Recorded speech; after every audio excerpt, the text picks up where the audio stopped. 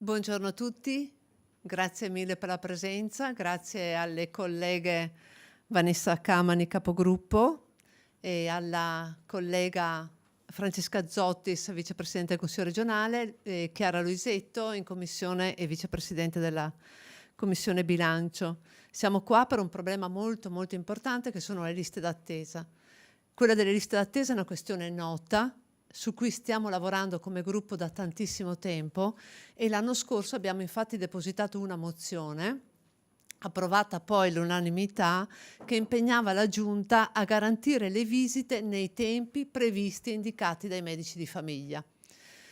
Volevamo con questa mozione raggiungere 3 obiettivi. Il primo, la consapevolezza chiara e recepimento preciso del decreto legislativo 124 del 98, prima di allora mai applicato, e nel piano quantomeno ora è stato chiaramente recepito. Parlo del piano delle liste d'attesa regionale. L'altro punto che volevamo raggiungere è la chiarezza dei numeri delle liste d'attesa. Ad oggi che non corrispondono alla realtà. Quando noi parliamo, sentiamo dire nei giornali, nei comunicati, abbiamo raggiunto il 93% di quelle che erano le richieste, oppure abbiamo sentito dire, ma insomma 83.000 erano in lista d'attesa o 400.000 in lista d'attesa, non corrisponde alla realtà. L'altro punto che con questa mozione volevamo e vogliamo raggiungere è la messa in sicurezza del nostro personale. Sappiamo quanti sono i numeri, poi verranno citati, della fuga del personale nella Regione Veneto, soprattutto dal pubblico, e quindi chiedere che le prestazioni aggiuntive vengano acquisite all'interno dei nostri ospedali, proprio per metterle in sicurezza sotto l'aspetto economico e anche come numero che ovviamente andrà potenziato, e anche su questo le colleghe diranno qualche numero. La situazione, come sappiamo, è grave. Con questa mozione un obiettivo appunto l'abbiamo raggiunto, adesso lavoriamo per gli altri 2.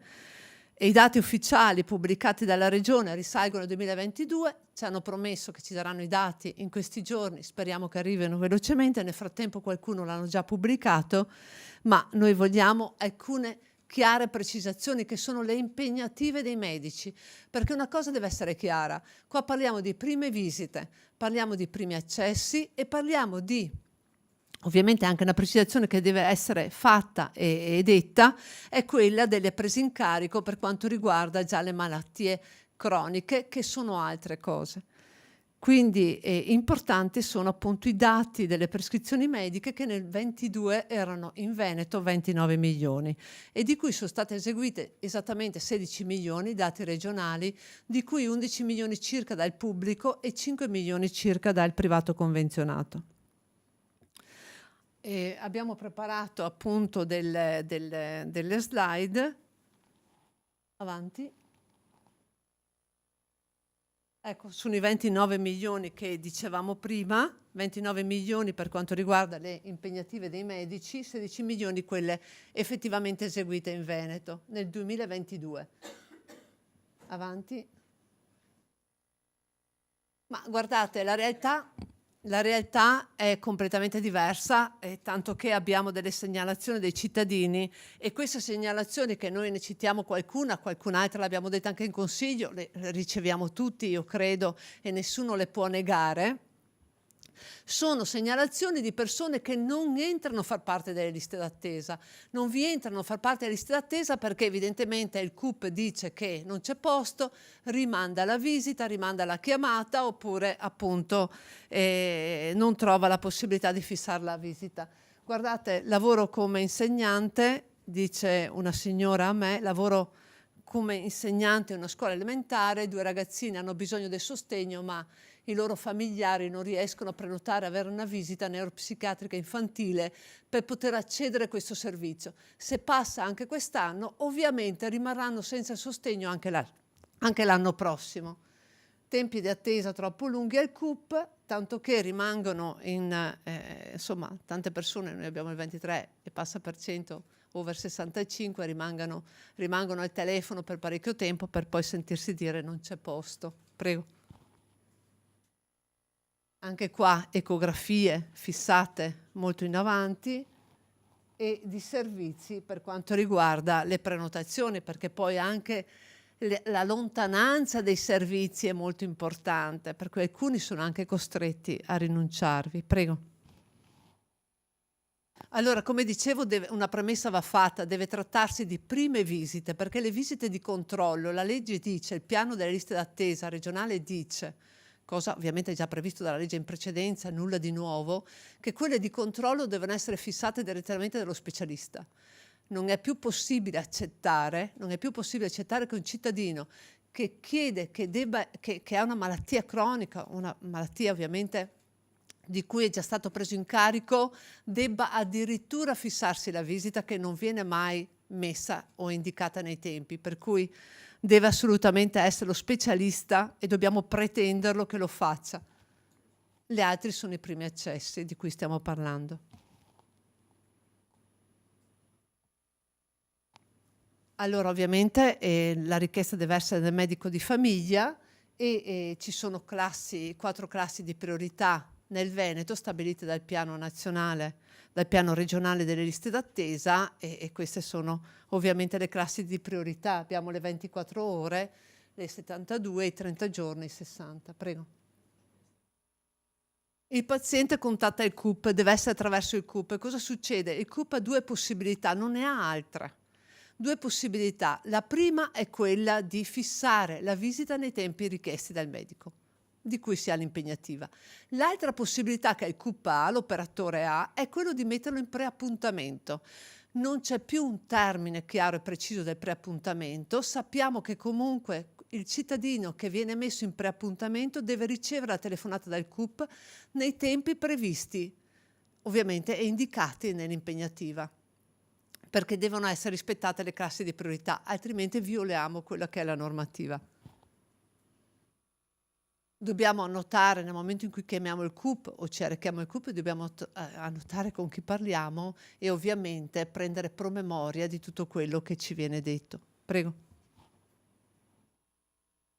Spesso appunto l'operatore dice che non c'è posto, l'operatore propone una data oltre i termini prescritti, il cittadino si è iscritto magari in una lista di preappuntamenti ma non riceve la chiamata nei tempi richiesti dal medico, oppure la visita non venga comunque fissata nei tempi indicati. Tutti questi sono elementi per cui dobbiamo procedere. Dobbiamo procedere in che modo? Con un'istanza. Lo dice il decreto legislativo 124 del 98, è stato recepito per la prima volta in modo chiaro e preciso dalla Regione Veneto a seguito anche delle nostre battaglie, e questa istanza noi la dobbiamo presentare al direttore generale. Questo è un facsimile di istanza ovviamente che deve essere compilata con tutto quanto necessario, indicando la data di quando ci siamo recati o abbiamo telefonato il CUP. Ovviamente alleghiamo l'impegnativa del medico, alleghiamo l'eventuale promemoria che ci è stato consegnato, oppure indichiamo quelli che sono i dati per cui li abbiamo in nostro possesso. La inviamo e a seguito dell'istanza presentata l'USL dovrà richiamare per indicare la data e il luogo dove effettuare la visita nei tempi prescritti col pagamento del solo ticket. Questa è la cosa importante, nel senso che il rimborso, il pagamento del medico viene fatto dall'USL direttamente al medico per cui viene acquisita e acquistata la prescrizione e quindi la prestazione, e pertanto il cittadino non dovrà versare null'altro. Prego. Come dicevo prima, è necessario allegare la propria istanza alla prescrizione del medico e il promemoria eventualmente consegnato. In nessun caso io posso ovviamente andare a fare una visita intramoenia o comunque privatamente senza avere prima l'autorizzazione, quindi l'USL che mi chiama e mi dica di farla. Questa è la prima fase. Noi dobbiamo assolutamente ottemperare a questa procedura perché è una mobilitazione che noi cittadini abbiamo il dovere di fare. Prima di tutto lo dobbiamo fare per chi non ha la disponibilità economica, perché nel momento in cui noi mettiamo e segnaliamo che il CUP non ci ha dato la vera risposta, raggiungiamo l'obiettivo che è quello di entrare nelle liste d'attesa, di far capire che le liste d'attesa non sono quelle che ci dicono e soprattutto di fare in modo che la Regione investa e la Nazione investa molto di più nella sanità pubblica, perché questo è il nostro diritto da tutelare, soprattutto per chi non ha la disponibilità economica per potersi pagare e fare prevenzione. Grazie. Lascio la parola alla collega capogruppo Vanessa Camani, grazie mille.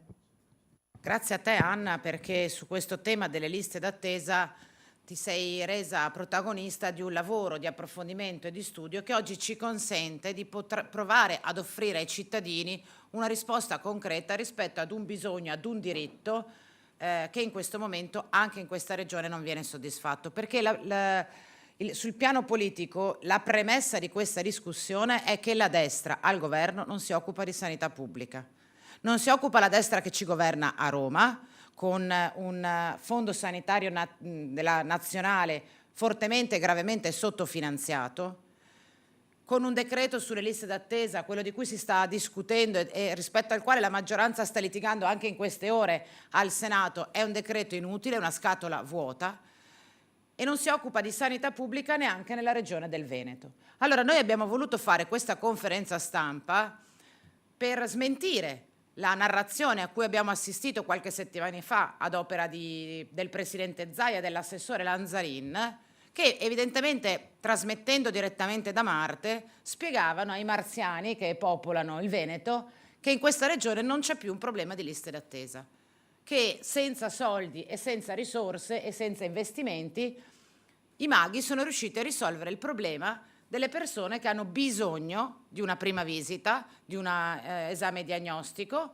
e che chiamano il CUP e non riescono ad ottenere la prenotazione nei tempi prescritti dal medico. Ora, siccome noi pensiamo che chi fa politica, chi sta dentro le istituzioni debba prima di tutto raccontare la verità e stare con i piedi nella realtà, noi vogliamo oggi denunciare il fatto che la modalità di rendicontazione delle liste d'attesa che ci hanno proposto Zaia e Lanzarin è, come dire, una mezza verità e dunque rischia di essere una bugia. Perché è chiaro che nel momento in cui io non registro le persone che rimangono in attesa, ma le registro solo nel momento in cui riesco a dare loro la prenotazione, sto raccontando una mezza verità. Nel momento in cui non investo risorse nuove per finanziare il recupero delle liste d'attesa e penso che possa bastare una riorganizzazione del servizio, sto dicendo una mezza verità.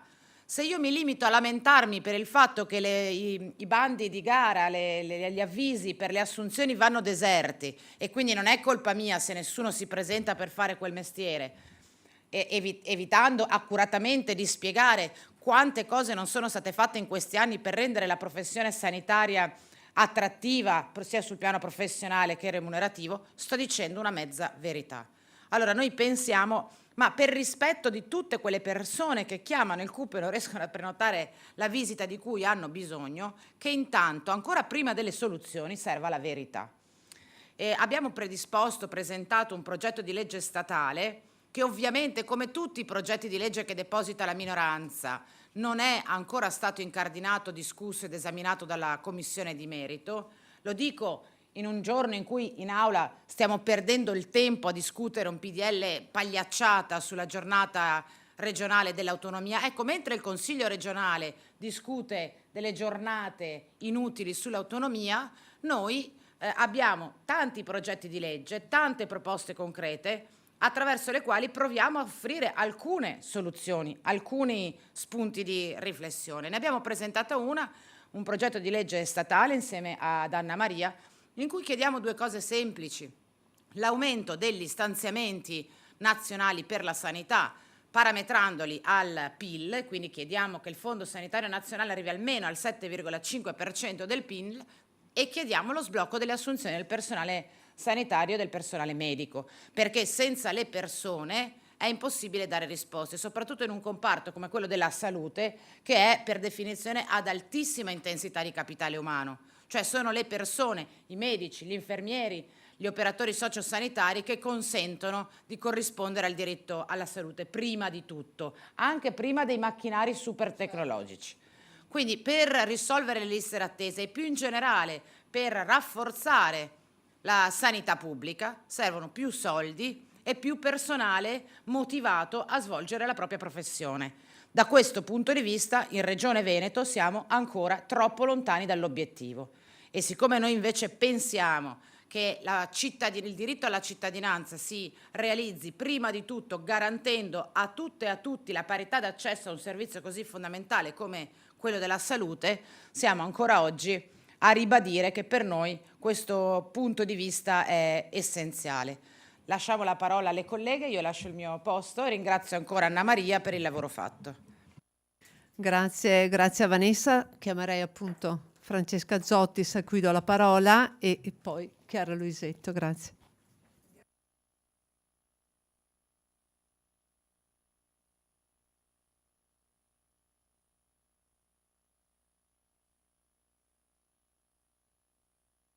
Eccomi qua, torno indietro. Ringrazio Anna Maria Bigon per l'organizzazione e Vanessa Camani, la capogruppo, e anche insomma in qualche modo per le ultime parole in cui si evidenzia come dagli slogan in cui si dice che è aumentata la produttività, che le liste d'attesa verranno comunque abbattute, poi passiamo ai fatti. Stiamo a contatto con le persone e ci rendiamo conto che sono una specie di cartina di tornasole dove il sole non torna. E ce lo dicono i numeri nel momento in cui vediamo come dal 2022 fino a dicembre 2022 i dati erano 8.362 medici in servizio. Gli ultimi dati a cui abbiamo avuto accesso ci dicono che ci sono 8.170 medici attualmente presenti in organico. Dal 2019 abbiamo un aumento del più 84% di in qualche modo contratti a tempo determinato. Questi tre elementi che ho appena citato ci fanno comprendere come è evidente che in un momento in cui c'è una carenza di stabilità di medici, perché i contratti a tempo determinato indicano un'instabilità che si poi ripercuote in una non comprensione che la presa in carico viene fatta anche dalla continuità del medico che c'è all'interno di una struttura. Allora, questo dato evidenzia anche come l'investimento non sta avvenendo, come non solo la presa di consapevolezza, ma la volontà non c'è. Perché nel momento in cui si spendono più soldi, perché alla fine la spesa comunque è in aumento, non è in diminuzione, questa spesa va a coprire chiaramente, probabilmente, i costi proprio dei contratti a tempo determinato dei gettonisti, che non possono garantire proprio per modalità di offerta di servizio, noi ringraziamo i professionisti che sono assolutamente, per fortuna che abbiamo un livello di professionisti altissimo, proprio per modalità organizzative non possono garantire quella presa in carico e quella continuità che garantisce un medico a tempo indeterminato. Un medico inserito pienamente dentro l'organico, che conosce a menadito tutta la struttura. Noi ad oggi abbiamo questo tipo di carenza. E quindi è evidente come in Veneto sempre di più quello scivolamento al privato si dimostra con questi dati.